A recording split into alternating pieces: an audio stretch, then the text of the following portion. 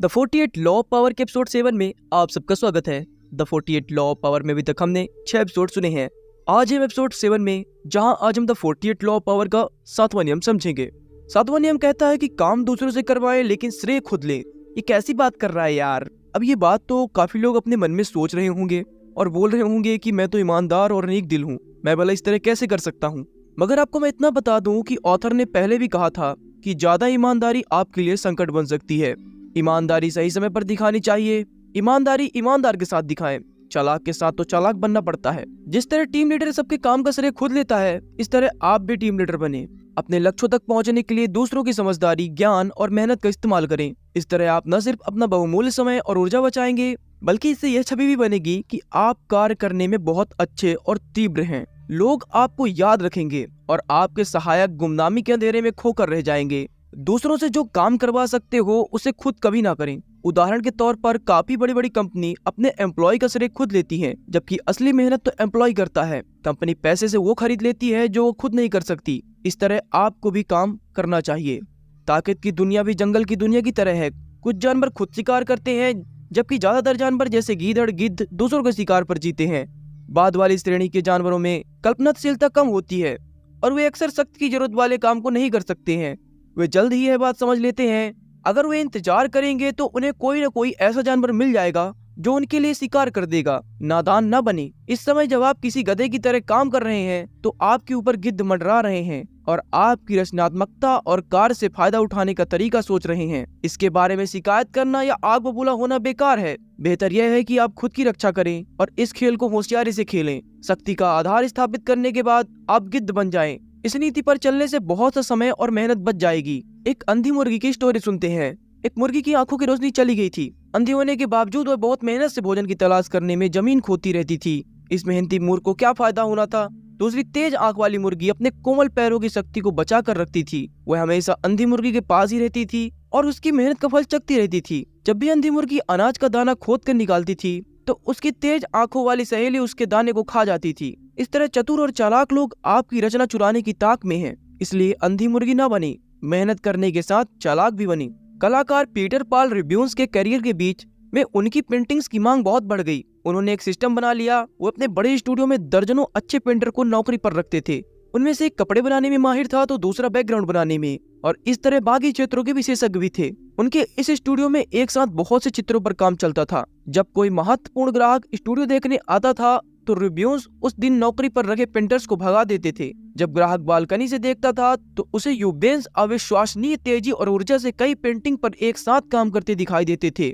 ग्राहक हैरान रह जाता था कि यह व्यक्ति कितना असाधारण है जो इतने कम समय में इतने सारे मास्टरपीस पेंट कर सकता है। यही इस नियम का सार है।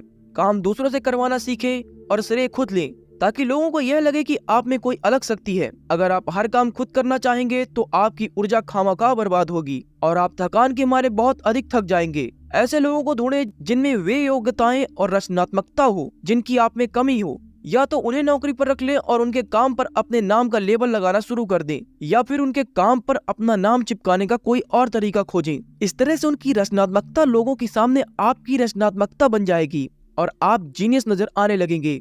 इस नियम का इस्तेमाल आप एक और तरीके से भी कर सकते हैं। इसमें आपको चील की तरह अपने साथियों की मेहनत का फायदा उठाने की जरूरत नहीं होती। इस तरीके का मतलब यह है कि ज्ञान और बुद्धि के भंडार यानी अतीत में सीखे तजुर्बे और आपके द्वारा बनाई प्रतिष्ठा का इस्तेमाल करें। जिस प्रकार अगर कोई शिकारी घोड़ा गाड़ी पर सवार होकर 6 गधों के पैरों का इस्तेमाल करता है तो वह बिना थके तेज जानवरों से आगे निकल जाएगा। अब यह मान लें कि वह घोड़ा गाड़ी के लाभ को छोड़ दे, घोड़ों के उपयोगी पैरों का इस्तेमाल ना करे और पैदल ही जानवरों के पीछे भागने लगे, तो उसके पैर भले ही जितने तेज हों लेकिन वह जानवरों से आगे नहीं निकल पाएगा। सच तो यह है कि अच्छे घोड़े और मजबूत घोड़ा गाड़ी का इस्तेमाल करके साधारण से साधारण आदमी भी जानवरों को पकड़ सकता है। आइजैक न्यूटन ने इसे मरे हुए लोगों के कंधों पर खड़े होने की संज्ञा दी है। उनका मतलब यह है कि अपनी खोज करते समय उन्होंने अतीत के लोगों की सफलताओं का सहारा लिया था। न्यूटन ने प्राचीन मध्ययुगीन रेसांग युग के वैज्ञानिक के ज्ञान का भरपूर लाभ उठाया था। वह यह बात जानते थे कि शेक्सपियर ने भी दूसरों की कहानी पर नाटक लिखे। उन्होंने प्लूटार्क से कथा, चरित्र चित्रण, यहाँ तक कि संवाद भी चुरा लिए, क्योंकि वे जानते थे कि सूक्ष्म मनोविज्ञान को समझने और चुटकीले संवाद लिखने में प्लूटार्क का कोई मुकाबला नहीं था। बात के कितने सारे लेखकों ने शेक्सपियर से सीखा या चुराया है। चाहे वे रणनीति के प्राचीन महारथी हों, मानवीय मूर्खता के इतिहासकार हों या मानवीय चरित्र की गहराइयों में डूबे लेखक हों, सभी का ज्ञान धूल खा रहा है। यह ज्ञान इंतजार कर रहा है कि आप आएं और उनके कंधों पर खड़े हो जाएं। उनका बोलने का कौशल आपके बोलने का कौशल बन सकता है। उनकी निपुणता आपकी निपुणता बन सकती है और वे कभी कब्र से उठकर कभी लोगों को यह नहीं बताने आएंगे कि आपने उनका ज्ञान चुराया है।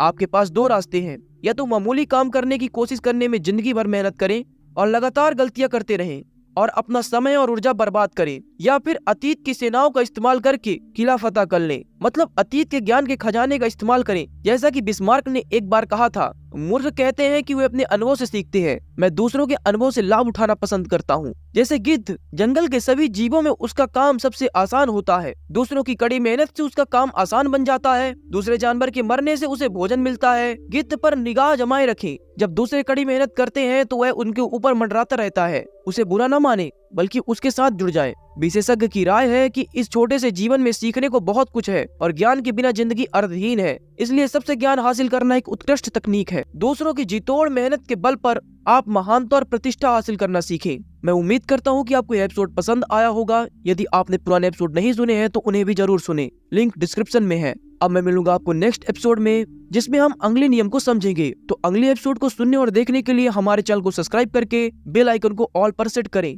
और सुनते रहें राइडियस वी बुक विथ मी।